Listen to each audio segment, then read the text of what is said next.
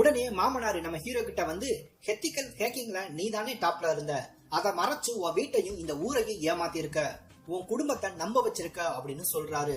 அதாவது இவர் ஏற்கனவே பாஸ் ஆயிட்டாரு, இவர் ஃபெயில் ஆயிட்டாரு அப்படின்னு சொல்லி உங்க குடும்பத்தையும் ஊரையும் நம்ப வச்சிருக்காங்களாம். ஆனா நம்ம வீட்டுகள்ல எல்லாம் நான் ஃபெயில் ஆயிட்டேன் அப்படின்னு சொல்லி முடிக்கிறதுக்குள்ள அடமலை வெளுத்து வாங்கிடும். உங்க வீட்டுல எப்படி? அதுல ஹீரோ சொல்லுவாரு, நான் ஃபெயில் ஆயிட்டேன் அப்படின்னு சொன்னனாலதான் அப்பா அம்மா என்ன அவங்க கூடவே அவங்க வீட்டுல வச்சிருக்காங்க அப்படின்னு சொல்லுவாரு. இதுவே எங்க வீடா இருந்தா நான் ஃபெயில் ஆயிட்டேன் அப்படின்னு சொன்னா அப்பா அம்மா வீட்டுல வச்சிருக்க மாட்டாங்க, சோத்துல விஷத்தை வச்சிருப்பாங்க.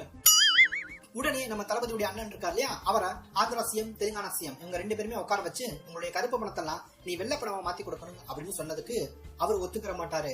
இதனால இவருடைய கம்பெனில இவர் கஞ்சா கடத்திட்டாரு, விபச்சாரம் பண்ணிட்டாரு, வேலை பார்க்கக்கூடிய பெண்களை கற்பழிச்சிட்டாரு அப்படின்னு சொல்லி இவரை மொத்தமா காவு வாங்கி காயடிச்சு விட்டுருவாங்க.